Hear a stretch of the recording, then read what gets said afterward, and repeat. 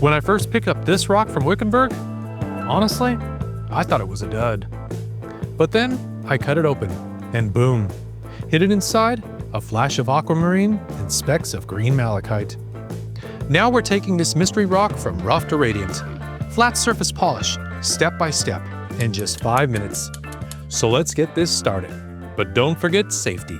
And you guessed it, if you've been watching my videos for a while, I've got here my black magic Sharpie right here. I'll just draw a couple lines because, I like to draw lines on my rocks. And the reason I'm doing this, in case you're new to this channel, this is going to help make sure we have a nice flat surface that's just perfectly flat. Because once we abrade all these little black dots and lines off of here, we'll know it's perfectly flat.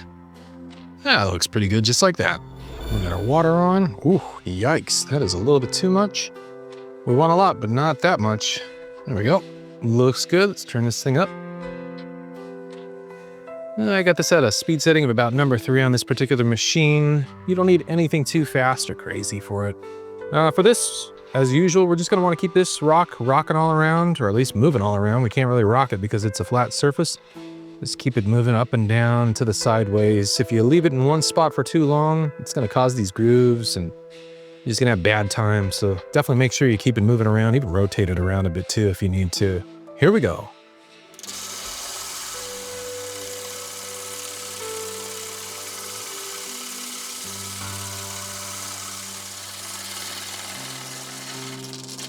Let's take a look here and see what we've got. Oh, we've braided all the black lines off. That's good. This feels really smooth. I think we're ready to move on to the next step, which is going to be the 180 grit. Water going. Turn this back on to 3. And again, for this step, we want to make sure this rock just keeps moving around. Definitely don't want that to be standing still. We want this to be a nice, beautiful, happy rock. So let's do this.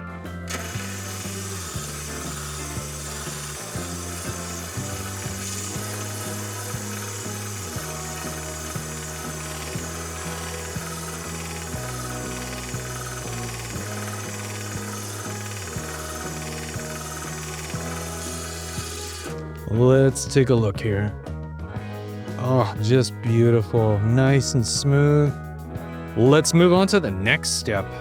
So for this step, I like to let the water just really soak into this fabric pad. We want to make sure it's nice and wet, and you can kind of feel it when it gets a little bit wet like that. Perfect. I think we are ready to go. And the same drill, guys. Just keep this rock moving around. We want to make sure it looks nice and beautiful. We got this little spot right here that is really flashing. You see that in the center right there? The rest of it's still pretty dull. So that's pretty interesting. That thing really, oh my goodness, guys. Well, anyway, let's get this done.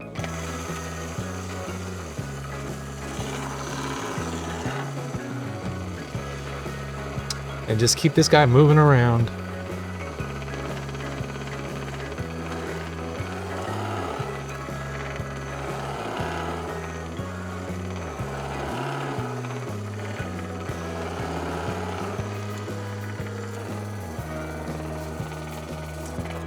That should do it. Let's take a look again.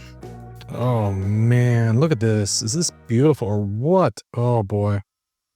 We've got some mild gloss starting to form already. A lot of that's still water, but let's wipe that off a bit here. Well, we're ready for the final step, guys.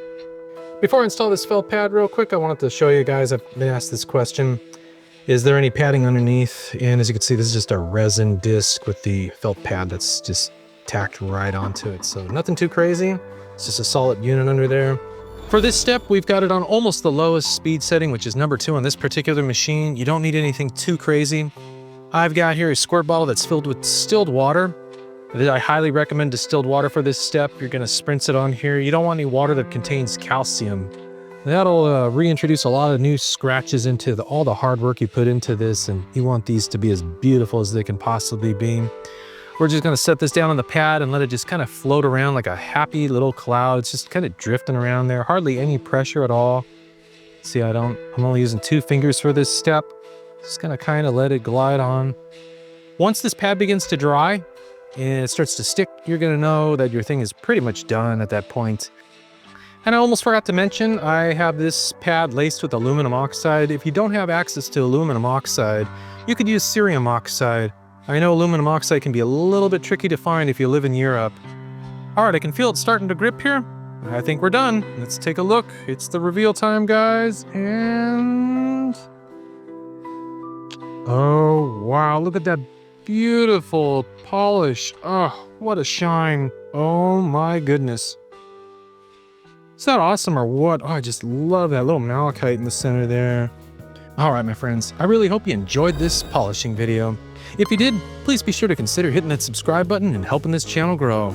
And be sure to check out some of my other rock polishing videos, as well as pottery making. All right, my friends, once again, thanks so much for watching, and I hope to see you in the next video. Till next time.